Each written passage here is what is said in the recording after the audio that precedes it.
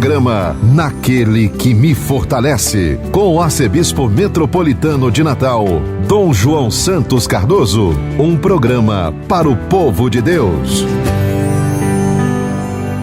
Filho amado, vocacionado ao pastoreio, foste chamado. Naquele que me fortalece.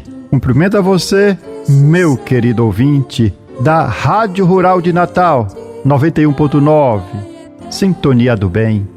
E também você que está nos acompanhando através da Rádio Santana FM, na Zona Norte de Natal, a Rádio 87.7 FM em Parnamirim, também a Rádio 87.9 FM em Tangará, a Rádio Cultura do Brejo, 87.9 FM em Brejinho, a Rádio Vale em Pendências, e a Rádio Lagoa FM em Montanhas. Como é bom estar com você.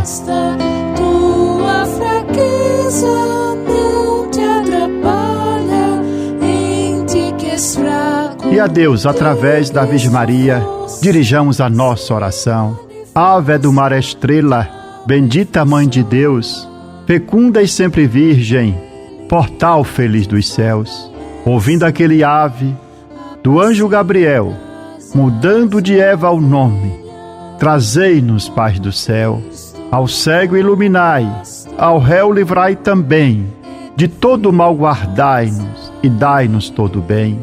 Mostrai ser nossa mãe, levando a nossa voz, a quem por nós nascido, dignou-se vir de vós. Suave mais que todas, ó Virgem sem igual, fazei-nos mansos puros, guardai-nos contra o mal.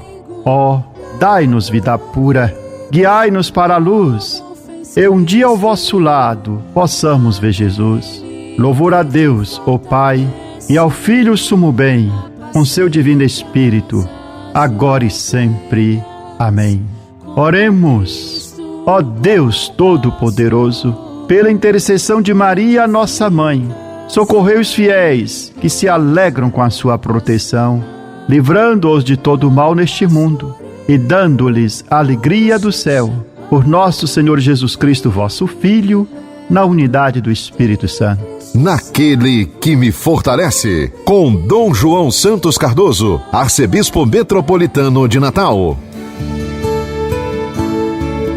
Nesse domingo em que a igreja celebra todos os santos, a liturgia da palavra nos apresenta as bem-aventuranças, segundo a narrativa de São Mateus, que nos fala: naquele tempo, vendo Jesus as multidões, subiu ao monte e sentou-se. Os discípulos aproximaram-se e Jesus começou a ensiná-los. Bem-aventurados os pobres em espírito, porque deles é o reino dos céus. Bem-aventurados os aflitos, porque serão consolados. Bem-aventurados os mansos, porque possuirão a terra. Bem-aventurados os que têm fome e sede de justiça, porque serão saciados. Bem-aventurados os misericordiosos, porque alcançarão misericórdia. Bem-aventurados os puros de coração, porque verão a Deus. Bem-aventurados os que promovem a paz, porque serão chamados filhos de Deus. Bem-aventurados os que são perseguidos por causa da justiça, porque deles é o reino dos céus. Bem-aventurados sois vós, quando vos injuriarem e perseguirem, e mentindo, disser todo tipo de mal contra vós por causa de mim. Alegrai-vos e exultai, porque será grande a vossa recompensa nos céus. Palavra da salvação, glória a vós, Senhor.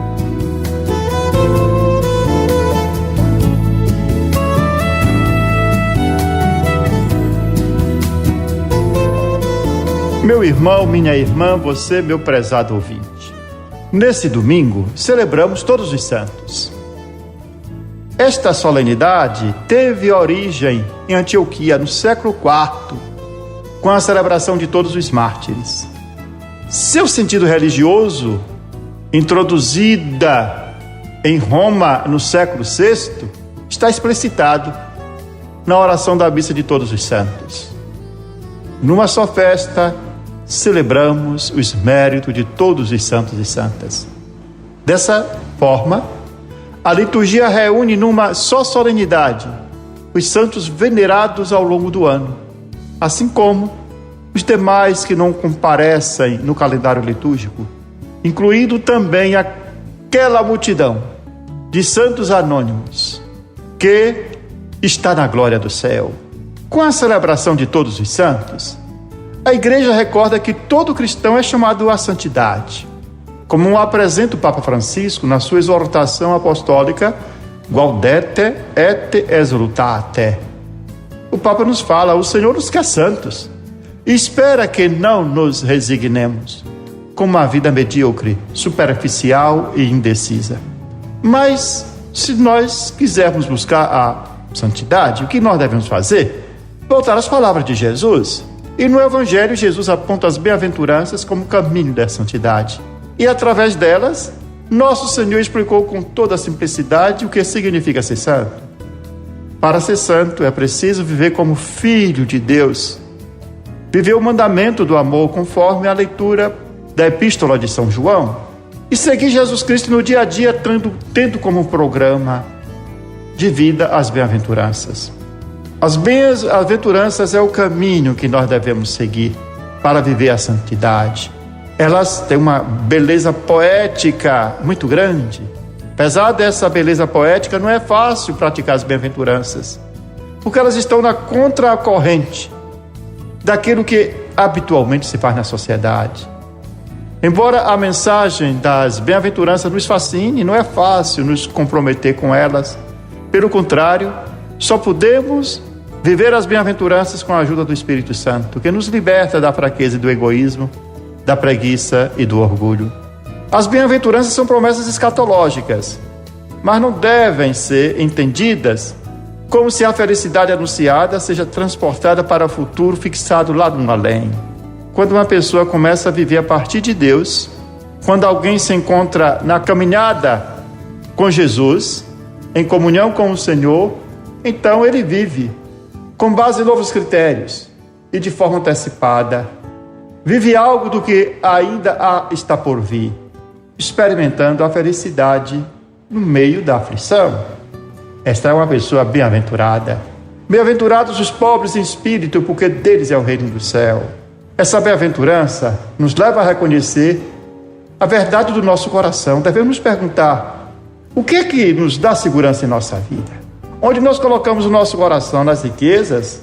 Naquilo que é produto de nossas mãos? Naquilo que é humano? Mas é claro que as riquezas não nos dão segurança, embora elas podem favorecer o nosso bem-estar, mas nem nos torna felizes e não nos dão segurança. O próprio Jesus nos conta aquela parábola daquele rico insensato que havia acumulado uma grande riqueza e então havia planejado fazer enormes celeiros depois de uma grande colheita, e então gozar a vida. Naquela mesma noite morreu. E a pergunta que Jesus fala: insensato, e para quem ficou tudo isso que você juntou? Esvaziado de nós mesmos, a nossa segurança deve ser posta no único absoluto, Deus. Quando o coração se sente rico, satisfeito consigo próprio, não dá espaço para Deus, para amar os irmãos, nem dá espaço para gozar, para experimentar as pequenas coisas do dia a dia que são as mais importantes da nossa vida. Desse modo, nos privamos dos bens maiores. Por isso Jesus disse que são felizes os pobres em espírito, quem tem um coração de pobre, quem se esvazia de si, onde Deus aí possa entrar com a sua incessante novidade. Bem-aventurados os mansos, porque possuirão a terra. Esta bem-aventurança contrasta com o reino da vaidade e do orgulho do mundo, frequentemente transformado em um lugar de litígio, de ódio e julgamento, onde as pessoas muitas vezes se consideram superiores às demais. Embora pareça impossível, Jesus nos propõe outro estilo de vida, a mansidão, porque de fato era o que ele praticava com seus discípulos. Quando o Senhor entrou em Jerusalém, foi aclamado como um rei. Como entrou aquele rei em Jerusalém? Manso e humilde, montado no jumentinho. Por isso também nosso Senhor convida seus discípulos e as pessoas a aprenderem com ele, porque ele é manso e humilde de coração.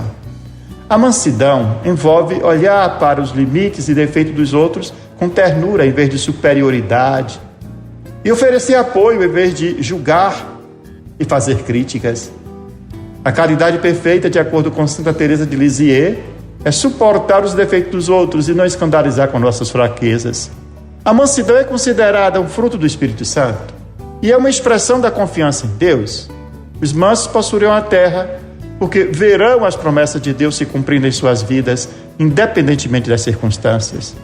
Bem-aventurados os que choram, porque serão consolados. Mas podemos nos perguntar, se chorar é bom? Se uma pessoa que se aflige pode ser considerada uma pessoa feliz? Se uma pessoa que se entristece pode ser dita que é bem-aventurada? Depende do tipo de tristeza. Há uma tristeza que brota de quem perdeu a esperança, de quem não confia mais no amor e na verdade. E essa tristeza desagrega a pessoa por dentro, não é algo bem-aventurado.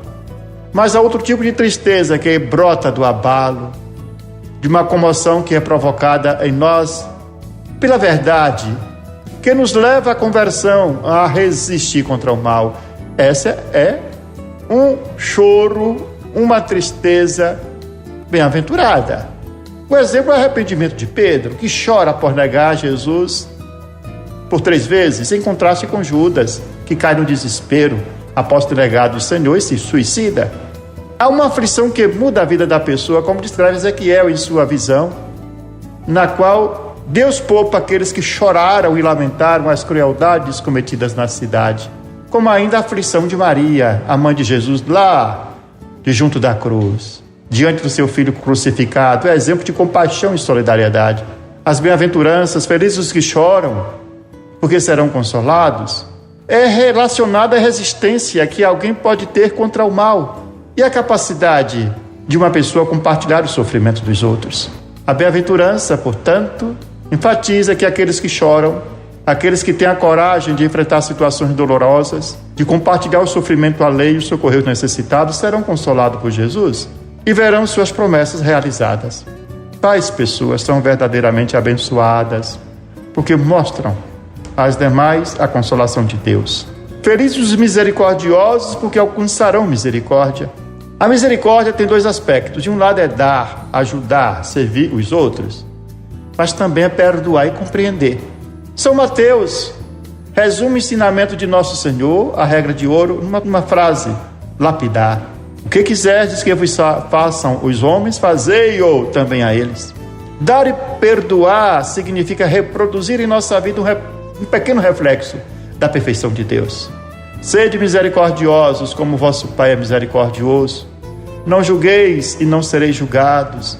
Não condeneis e não sereis condenados. Perdoai e sereis perdoados, nos fala nosso Senhor. Dai e vos será dado. A medida que usardes com os outros será usada convosco. A mesma medida que aplicarmos aqui nesse mundo, nas relações com os outros, também será aplicada a nós no juízo final. Por isso, nosso Senhor não diz que são felizes os que planejam a vingança, mas chamam felizes aqueles que perdoam 70 vezes 7. Todos nós somos uma multidão de perdoados por Deus. Todos nós fomos olhados com compaixão pelo Senhor, na sua bondade divina. Portanto, também nós devemos ter compaixão. Devemos ser misericordiosos. Pois, se não somos misericordiosos, nosso Senhor nos repreende, como Ele diz para aquele servo malvado, de coração fechado e que não conseguia perdoar o seu companheiro que lhe devia uma pequena soma. Não devias também ter piedade do teu companheiro como eu tive de ti? Quem deseja verdadeiramente dar glória a Deus com a sua vida, quem realmente quer se santificar para que a sua existência glorifique a Deus que é santo, é chamado a gastar-se, a cansar-se procurando viver as obras de misericórdia. Como muito bem o entendera Santa Teresa de Calcutá. Temos muitas fraquezas, nos fala Santa Teresa de Calcutá, muitas misérias humanas, mas Cristo abaixa-se e serve-se de nós para sermos o seu amor e a sua compaixão no mundo. Apesar dos nossos pecados, apesar das nossas misérias e defeitos, Deus se serve de nós, quer se servir de nós para levar o seu amor ao mundo. O Papa Francisco também relaciona as bem-aventuranças ao trecho de Mateus, capítulo 25, versículo 31 a 46, que descreve o juízo final. E nos indica que a regra de comportamento com base no qual seremos julgados são as obras de misericórdia. O modo como nós soubermos reconhecer Cristo no outro e acudi-lo, socorrê-lo em sua necessidade. A partir dessa relação, o Papa Francisco conclui: deste modo, ser santo não significa revirar os olhos numa suposta êxtase, como dizia São João Paulo II, que se verdadeiramente partirmos da contemplação de Cristo, devemos saber vê-lo, sobretudo, no rosto daqueles com quem ele mesmo quis se identificar. O texto de São Mateus, do juízo final, não é um mero convite à caridade, mas é uma página de cristologia que projeta um feixe de luz sobre o mistério de Cristo. Neste apelo, nós somos chamados a reconhecer Cristo nos pobres e atribulados. E aí revela-se o próprio coração de Cristo, os seus sentimentos e as suas opções mais profundas, com as quais o discípulo do Senhor também deve se configurar. Vivamos, portanto, as bem-aventuranças como caminho que nos conduz à felicidade, que nos conduz à nossa plena realização, como caminho que nos conduz ao céu. Bem-aventurados são os pobres, bem-aventurado é quem chorou, bem-aventurado é quem constrói e faz permanecer a paz do amanhecer. Bem-aventurados o pobre, porque um dia ainda reinará, quem chora porque um dia se consolará, quem vive pela paz porque ela vai chegar. Bem-aventurados para sempre.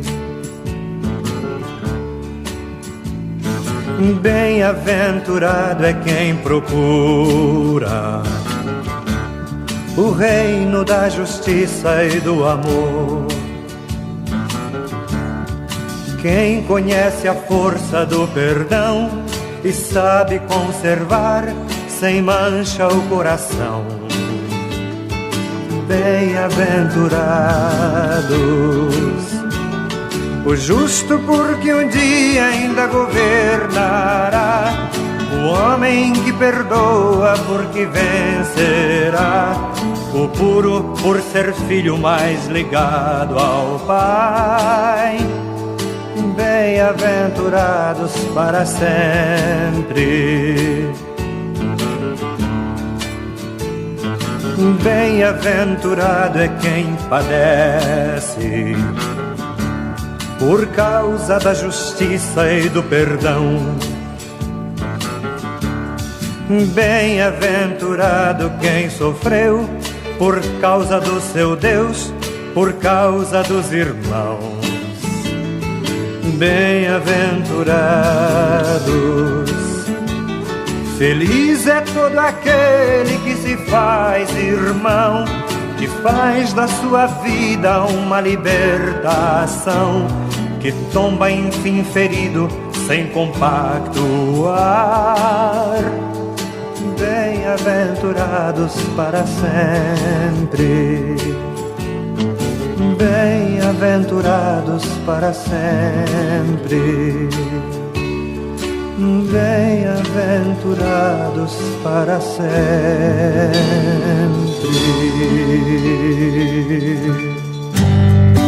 Você está ouvindo Naquele que me fortalece, com Dom João Santos Cardoso.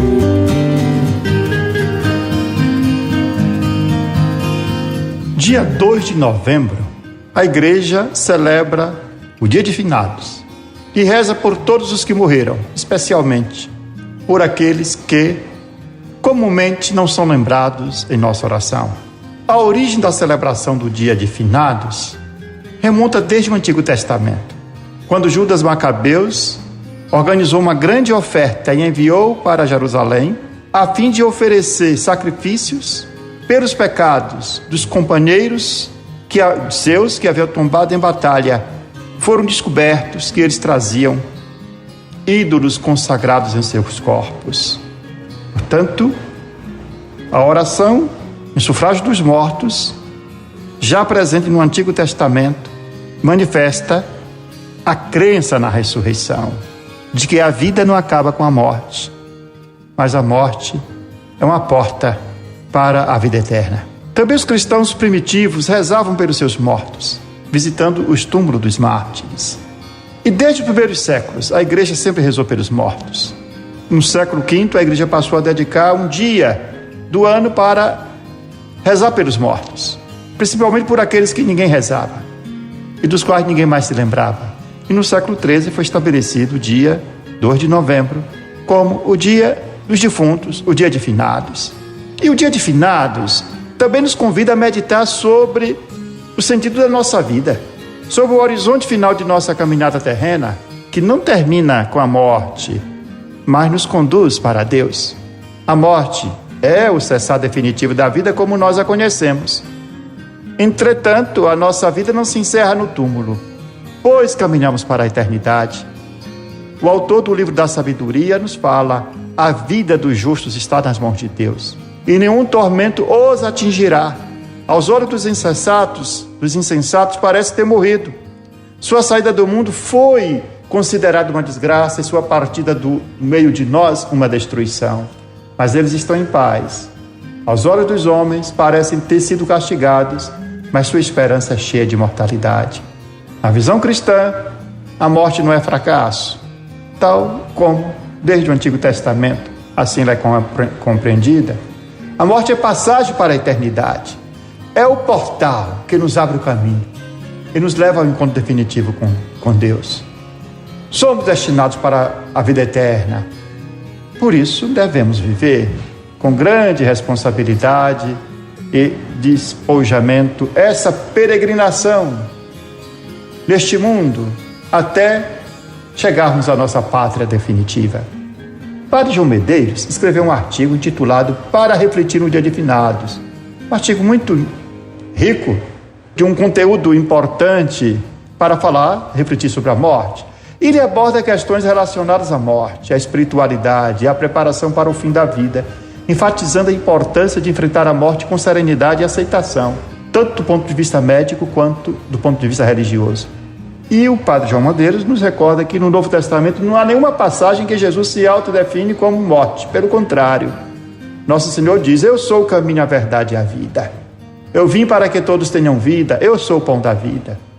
E Padre João Medeiros cita Santo Agostinho, que nos ensinava que o cristão não conhece a morte, mas a vida que começa com a morte.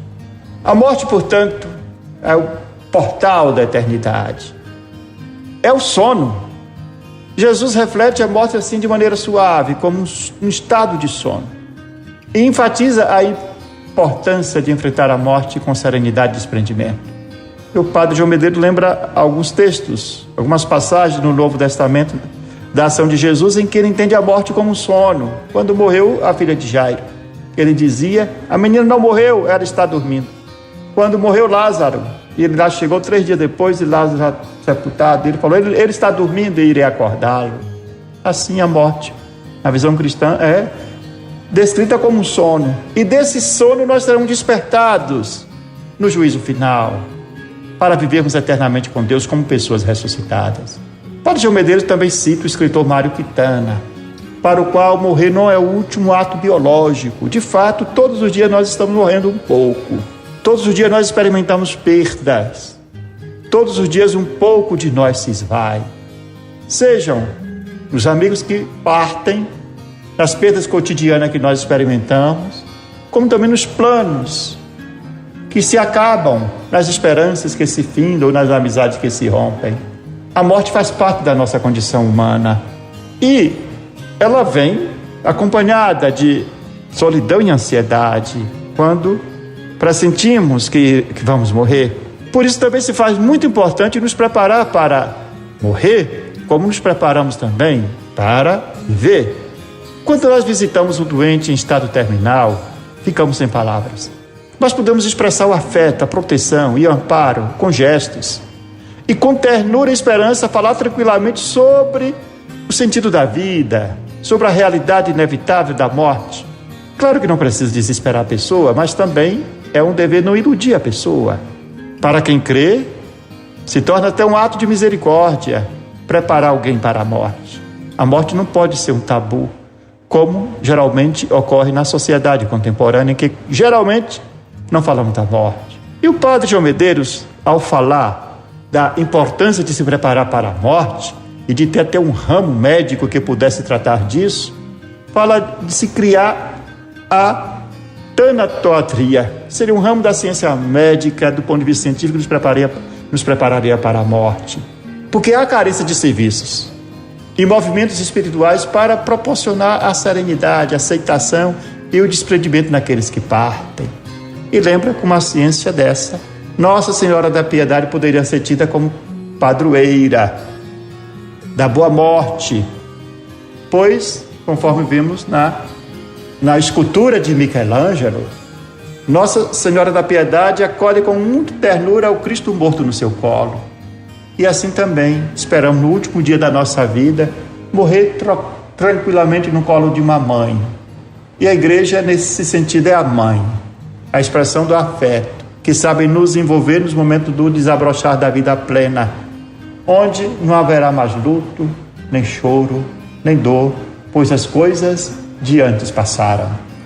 Celebrando a morte, ou o Dia dos Finados, reflitamos, portanto, sobre os nossos sentidos da vida e também fazendo uma reflexão sobre a morte. Como preparamos para o viver, devemos também nos preparar para o morrer. Você está ouvindo Naquele que me fortalece, com Dom João Santos Cardoso. Aquele que me fortalece é o Senhor. Aquele que me fortalece é o Senhor. Aquele que me fortalece, ó irmãos, por Cristo a missão acontece. Naquele que me fortalece, assim concluímos esse nosso programa com esta oração, que devemos recitá-la todos os dias. Meu Deus, dai-me sempre a alegria de viver, dai-me força para superar qualquer obstáculo. Não permita que eu me sinta fracassado. Erguei-me quando estiver abatido, libertai-me quando estiver oprimido, sustentai-me para que eu não caia em nenhuma tribulação. Que não falhe jamais minha fé em vós, no meio da tempestade, quando tudo parece perdido. Minha fé esteja sempre ligada a vós. Senhor, meu coração confia em vós, porque sois fiel a mim e em todos os momentos. Amém. Eu sou o pão que dá vida, o pão para um mundo novo, que nutre, alimenta e sacia o caminhar do meu povo. Seja bendito o nome do Senhor, agora e para sempre. A nossa proteção está no nome do Senhor, que fez o céu e a terra. Que a bênção de Deus Todo-Poderoso, Pai, Filho e Espírito Santo, desça sobre vós e permaneça para sempre. Amém. Aquele que me fortalece é o Senhor. Aquele que me fortalece é o Senhor. Aquele que me fortalece, ó irmãos, por Cristo a missão acontece. Você ouviu Naquele que me fortalece, com o arcebispo metropolitano de Natal, Dom João Santos Cardoso.